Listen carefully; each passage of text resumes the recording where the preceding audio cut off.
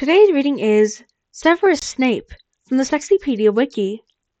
Warning: the creator of the source material is known to be controversial. The fact that this character is present on the wiki does not mean that any member of the staff, the creator of this wiki page, nor any editors or the creator of this video condone the creator's actions. This also applies to any company or creative associated with the character, as well as any prominent fan who contributed to the fan discussed on this page. Reason: J.K. Rowling is infamous for being a transphobe. She has been called out for Holocaust denial in relation to this. Additionally, she has been criticized for racist depictions and stereotypes within her works. Notice: the article Severus Snape is about a character played by or based on a real person. This article is referring exclusively to the fictional character and is annoyed about the real-world person portraying them. Spoilers ahead! This article contains major spoilers about the sexy person and/or their source material. Please proceed with caution. Severus Snape is a major character from the Harry Potter series, portrayed by the late Alan Rickman in the movies. He is known for being a significant proto-sexy man due to his popularity in the 2000s, prior to basically every other major sexy man.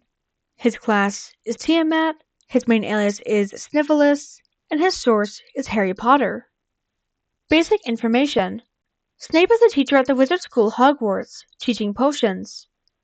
Throughout the series, he's pretty much shown to be a massive jerk to literal children, particularly hating Harry because he looks like his dead father who bullied Snape during their school days, mocking Hermione for daring to know things, and bullying Neville for apparently no reason.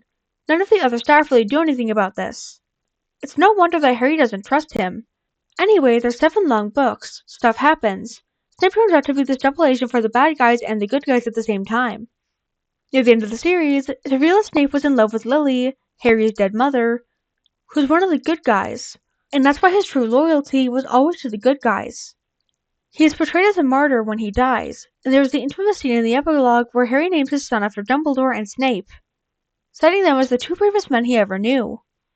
Dumbledore is also a controversial character, but that's a tangent. Snape is a controversial character because on one side you have people who think that his motivation for staying good, obsession with Lily, was creepy. And there's also the fact that he was wizard racist to Lily, which was probably a major reason why she didn't like him back, and also that his heroic deeds did not absolve him of emotionally abusing children.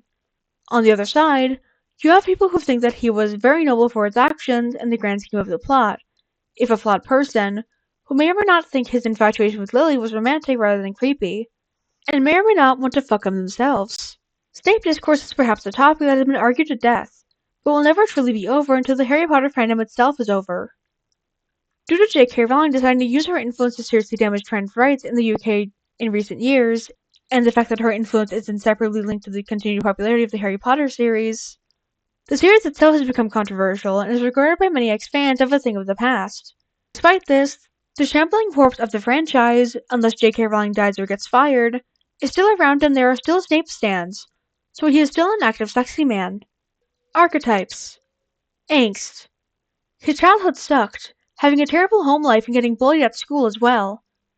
He was childhood friends with Lily, but since he just couldn't stop himself from having racist moments with her, and she eventually dated and married his primary bully, they drifted apart. British. It's Harry Potter. Everyone is British. Controversial. See basic information. Distinctive voice. Alan Rickman did an amazing job portraying this character, and his voice specifically was recognizable as being somewhat slow and nasally. Bonus fact: Alan Rickman voiced another sexy man on this wiki, Joe from Help, I'm a Fish. Long robe. Wizards in this series usually wore robes, but Alan Rickman portraying Snape in the movie specifically used this for dramatic flair a lot of the time. Mysterious. For most of the series, Snape seems to be in the know about things regarding overall plot lines and is usually hiding something. Because of this repeated pattern, he is often near the top of Harry's internal sus meter. He is ultimately revealed to be a double agent guy, playing both sides but working closely with Dumbledore. Like, everyone thought Snape betrayed Dumbledore by killing him, but it was actually planned between them for a while beforehand. Redeemed villain such power of love such obsessive. As Snape's morality and redemption was pretty much entirely shown by his love for Lily, Snilly is honestly kind of a proto-Raylo. Except that Lily is dead and didn't really do anything to fix him. Technically antagonist slash morally grey. Even though he ends up being good in the end, he antagonizes Harry for no good reason throughout the most of the series, so he does fit this. Theme song: Snape, Snape, Severus Snape. Unkempt. Although not as unkempt as a lot of other guys in this category, Snape is regularly described in the books as having greasy hair. Plus his wives are terrible, I guess. Snape wives. There's a post on r/hobby drama detailing this phenomenon better than the writer can here. It's encouraged to read the Reddit post or this fan lore article which quotes chunks of it. Too long didn't read. There was an actual religion centering on Severus Snape, who was portrayed as an eternal and divine being, similar to the Christian God. It had theological arguments, early schisms, and its own vows and prayers, which were all taken completely seriously by its followers, the Snapists. This is distinctly different from modern sexy men culture. If there are people in some corner of the internet unironically worshipping Sans as an actual god, they haven't been discovered by anyone else. It's also rather extreme, and most Snape fans are/were not like this.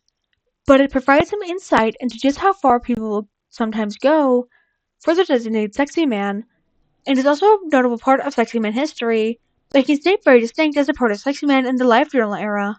It's hard to say whether this would happen again, particularly since people have become much more aware of the sexy man phenomenon, as evidenced by this wiki existing, and people who get into sexy men nowadays are usually pretty self-aware. But of course there will always be people who haven't caught on, or like TikTok.